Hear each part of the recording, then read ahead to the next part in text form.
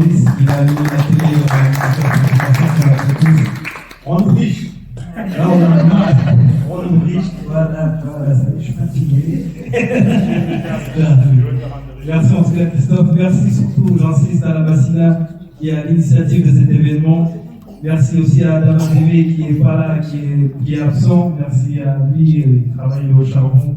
On le salue, on le représente aussi.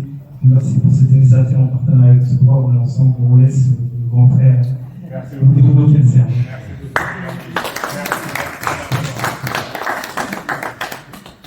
Moi aussi j'étais timide. Allô? Ouais.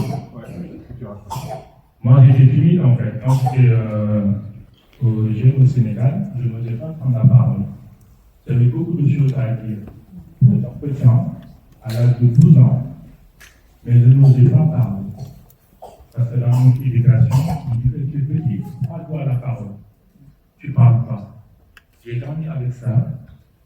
Et quand j'avais un projet, je ne pouvais pas le lancer. Actuellement, je suis conseiller en finance personnelle. J'ai mis 4 ans pour sortir de mon trou et dire à tout le monde, je suis conseiller en finance personnelle, je peux vous aider à gagner de l'argent. 4 ans, j'avais ces connaissances-là. Mais je n'osais pas en fait, parce que j'avais peur. Ce que tu disais tout à l'heure, c'est vrai. Et beaucoup de personnes, que ce soit moi, ou des personnes qui ne sont pas là, nos frères, nos sœurs, on a ce problème-là. Et on cherche toujours des excuses. Ah oui, non, il me manque telle connaissance. Il me manque ça, je ne suis pas encore prêt. Il faut que j'aille chercher un autre diplôme. Et du coup, le temps, il passe. Et on voit quelqu'un d'autre réaliser en fait notre rêve. Et on se dit, merde, mais je le fais mieux que lui. Pourquoi? Parce qu'on n'a pas osé. Et ça, pour développer ça, il faut faire un travail sur soi. Quand tu veux faire quelque chose dans la vie, il faut se connaître. Et moi, j'ai fait ce travail-là, ça m'a pris 4 ans. Et je remercie le développement personnel. Quand je me suis connu, en fait, je me suis dit, putain, excusez-moi de l'expression, j'ai un don. Mais je vois autour de moi, mes frères, mes sœurs, mes parents, même le voisin, qui n'arrive pas à gérer son argent. Et moi, je suis là, dans mon coin, et je dis, oh, ça, tu fais ça. Mais c'est facile. Pourquoi les gens sont en galère? Le monde, il ne va pas mal. C'est parce que les bonnes personnes ne font pas leur boulot. J'étais une bonne personne, mais j'avais peur de dire que je peux vous aider. J'avais peur, en fait, de parler en public. C'est vrai, c'est pas facile de parler en public. Il faut être courageux. Mais une fois qu'on a fait ce travail-là sur soi, on peut se lever et dire, je vais parler en public, je vais montrer mes compétences, je vais partager mes connaissances et je vais aider le monde entier. Pas aider sa famille. Parce que aider juste sa famille, le rêve, il est petit.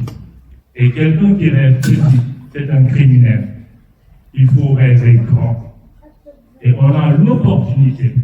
Je ne parle pas, je vais venir sur les séances. Tout à l'heure, on a parlé de mindset, on a parlé d'éducation, on a parlé de réseau. Il faut ces 3-là. État d'esprit, avoir un bon réseau et une bonne éducation. Avec ça, vous pouvez aller loin. Je remercie la Massina. La Massina, je l'ai connue en fait à travers LinkedIn. Adama, je ne l'ai jamais vu. On a échangé sur Zoom plus d'1 heure. Je lui ai expliqué mon projet. Il m'a parlé de la Massina. Il dit on peut faire un partenariat. Je peux venir partager mes connaissances. Et je ne demande rien en retour. Parce que j'ai envie de donner. Dans la vie, il faut donner pour recevoir. Mais les gens, ils attendent de recevoir. Non, moi, je ne lui donne pas. J'attends qu'ils me donnent quelque chose d'abord. Et tu es là, tu n'avances pas. Il faut donner. Qu'est-ce que tu peux donner? Ce n'est pas juste des trucs matériels. Ce n'est pas l'argent, ce n'est pas... Non. Il faut juste donner un sourire. Ou un bonjour. Ou la gratitude. Donc, j'aimerais tous ensemble. Comme Adam, il n'est pas là. Il est en déplacement. Un applaudissement pour qu'il puisse nous entendre. De là où il est. Je vous demande d'applaudir fort pour Adam et tout ça. Et bravo aussi qui est là avec nous. Parce qu'il nous a beaucoup aidé. Merci. Alors, je suis là pour vous parler d'argent. C'est un sujet qui est tabou, surtout dans notre communauté africaine. On n'ose pas parler d'argent. Je vais vulgariser le mieux que possible, permettre à tout un chacun de comprendre c'est quoi l'éducation financière, de comprendre c'est quoi un budget, c'est quoi l'épargne, c'est quoi l'investissement. Parce que nous, tout le monde sait qu'il faut épargner. Tout le monde sait qu'il faut investir. Mais on ne l'a pas appris. Qui a pris des cours d'épargne, d'investissement ou d'éducation financière à l'école ou à l'université? Une personne. Une personne sur, on est combien? Une dizaine. Deux personnes. Deux personnes sur une dizaine. On ne nous a pas appris en fait à gérer notre argent. Et quand on n'arrive pas à gérer notre argent, on nous culpabilise, non? Mais non, tu ne gères pas bien ton budget. Tu ne gères pas bien ton argent. Et qu'est-ce que tu fais? Tu dis, ah mince, tu es en train de te culpabiliser en fait. De dire, mais je n'arrive pas. Certes, tu n'arrives pas, mais ce n'est pas de ta faute. Pour toutes les personnes ici qui ont des difficultés pour gérer leur argent, ou qui ont une fois dans leur vie des soucis, des découvertes bancaires, des crédits conso, ou être endettés, ce n'est pas de votre responsabilité. Enlevez cette pression-là. Vous n'y êtes pour rien, ce n'est pas de votre responsabilité, parce que vous n'avez pas eu les connaissances.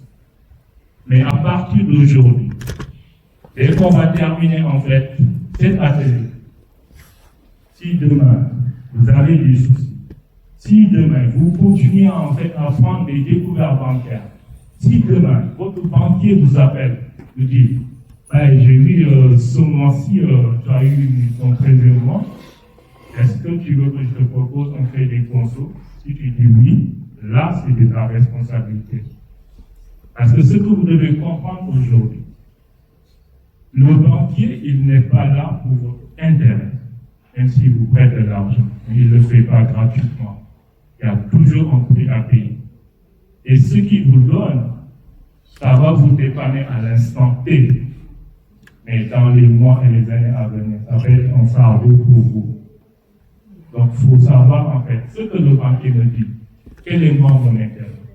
Est-ce que ce qu'il me dit, ça me convient? En général, c'est non. Qu'est-ce que pour vous l'éducation financière en 2-3 mots?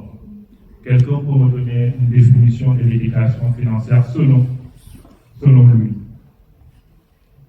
Alassane, c'est quoi l'éducation financière?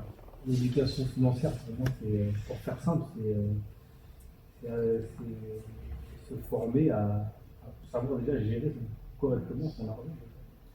Et après, au-delà de ça, c'est aussi l'éducation financière aussi, c'est beaucoup sa personnalité, j'ai l'impression. C'est pas que la gestion d'argent.